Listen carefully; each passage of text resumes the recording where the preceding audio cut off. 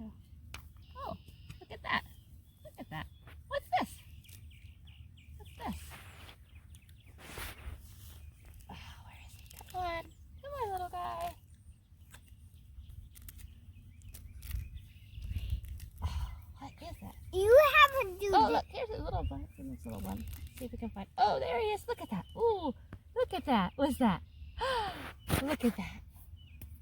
What's that? Put it in here. That, my friends, is a very cool earthworm. Another. Hi. So this is Miss Kelly, and we all are having funny school situations, and I was outside this afternoon. I am weeding. If you look down there, you can see that I have a whole pile of weeds all the way down there and all the way back because I am weeding. This is our black raspberry patch, which I'm excited because I love black raspberries. But I was weeding and I was thinking about all of my friends who are first graders and kindergartners, maybe even second graders, because I know now that all of like the big kids are starting to have all this online learning, but our little kids don't have as much, and I thought you might like something different to watch for a little bit of school. And so I had this fun idea because I was running across a lot of worms today as I was weeding, and worms are so cool, and then it made me think about my favorite book. And so I wanted to share something fun with you guys today as a little, just something different, to learn something different, and to come outside with me and see something different than the inside of your house. I wanted to share with you some very fun facts about worms, but I also really wanted to share with you one of my new favorite books. Can I share with you one of my new favorite books? It's Carl and the Meaning of Life, and I love this book. I thought you might like it if I read it to you. And then I have some fun things that I really wanted to tell you. And if you think this is really cool, then maybe I'll make a few more videos for fun and we can talk about some other things. Oops, I went too far. Anyhow, Carl was not a bird. Carl was not a bear or a beaver. Carl was an earthworm.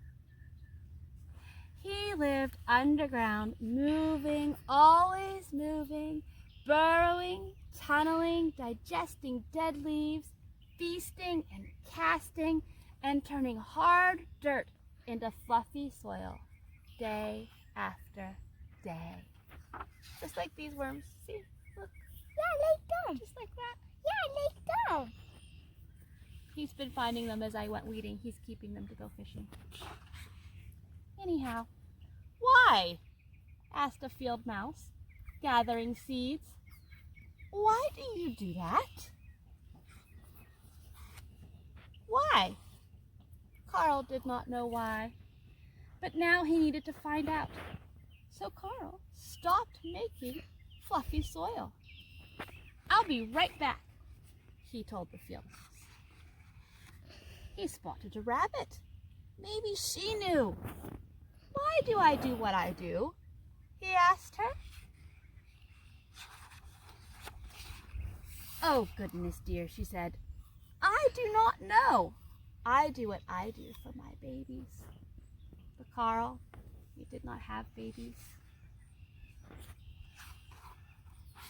A fox appeared, and Carl turned to the fox. Why do I do what I do? Asked Carl. Who do I do it for? For whom? Replied the fox. Alas, my meal awaits. I am here for the hunt. But Carl did not want to hunt. Why are you talking to a fox? Cried a squirrel. Carl was startled. Because the field mouse is waiting and wants to know what I am here for. What do you think he's here for? The squirrel declared, I am here to plant trees. Trees are where I sleep. But Carl could not sleep, not high in a tree, and not without an answer for the mouse. He pushed on.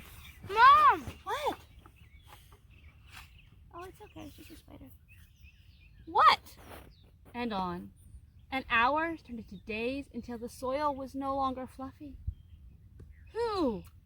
The ground around Carl turned barren and dry while he continued to search. Why? Sigh, kissy Carl. But the birds had flown off to find grasses and fluff, and the bear trundled away to look for berries. And soon there was nobody to talk to. What about me? Called Carl. The clouds were silent, and so was the air. I will never find out, he sniffed. And then Carl heard his sniffle echo, followed by a squeak. I can't find any grubs, a voice cried. It was the saddest ground beetle that he had ever seen. Carl peeked under a stone, and then he poked at the dirt, and it was hard, like rock. Where was his fluffy soil? Suddenly, Carl knew what he needed to do. I will be back, he promised. And for hours, into days, and weeks, into months, Carl munched, and he digested, and he left castings, and he tunneled, and he turned that hard dirt back into soil. You made my seeds grow, said the mouse. And Clover blossomed once again, and the rabbit came back with her kits, and the squirrel returned to plant new trees, and the fox was lured by the hunt. All of them able to do what they do. How? Well, why not ask Carl? I love this story. Doesn't it remind us that all of us have a special job to do and a... You found Tulsi? Go. I love this story because it just reminds us that there's a role for all of us. We all have a place, we all have a job to do, we all have special abilities no matter how small we are or how big we are. And I just think that's such a neat thing to think about, especially just right now. So I wanted to show you, I was thinking about these earthworms because I was weeding, and this dirt is so beautiful that I'm weeding in. It is really good, nice soil, and I'm really excited that hopefully these black raspberries that I planted here will grow really well. But I wanted to share some really fun facts with you just real quick because I think they're so interesting about worms. So guess what? Did you know there are different types of worms? So these worms here that we found, these are what we would call night crawlers, and they're actually called Canadian worms, and they are different from some other worms that I'm going to talk to you about too, and I might do a whole other video on those other worms. But here is some... Look, I made. You did. Here are some really fun things about these worms. First of all, they do just what our book talked about. They tunnel all through the dirt, and by tunneling through the dirt, they loosen the dirt, which puts more oxygen in the dirt, which then allows the roots of the plants to have more oxygen and be able to grow better. So earthworms are a really important part of having healthy soil and healthy plants, which is really interesting. Now, these nightcrawler worms that you usually, or garden worms or leaf worms, they're all the same thing pretty much. It's what you would find if you go out and dig some holes in your yard tomorrow, which I think you should go do. But they can tunnel down as deep as 6.5 feet. And as they're tunneling up and down, they're eating all of these decomposing leaves and material and minerals, and they're leaving behind castings, which is just the very special fancy worm for poop. And it is really, really, really good for the soil and the dirt. It's like a special fertilizer that makes them grow really well. So these worms, like we were talking about Carl, can go down and they tunnel up and down. They can get really big. They can be 14 inches long, some of them. but people have called them night crawlers. That's probably a little bit more than 14 inches, sorry. Night crawlers are often called night crawlers because at night they come out and they crawl along the surface to eat, and then they go back down because they don't like to be above the surface.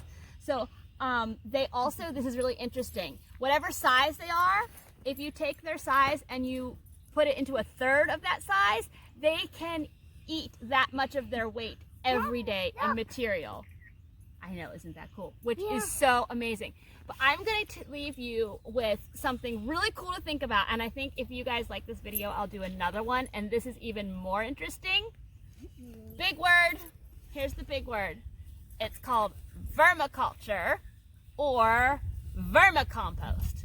And it is when you take worms and you intensively kind of put them together to take food scraps and vegetation and turn it into a whole bunch of really rich fertilizer for gardens and for farming. And there's like a whole business around it. But you also can just like do it in your backyard in like in a tub or a bucket, and you can like take all of your own food scraps and you can turn it into really rich organic fertilizer material that you can put in your own garden.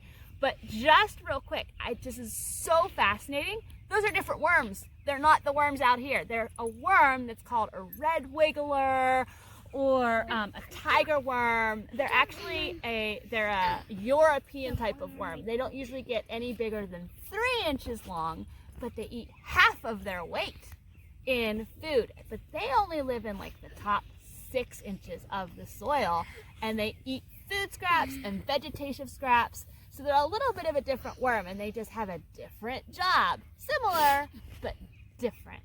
Anyhow, I thought you guys might think that was fun to think about. I hope you liked the book.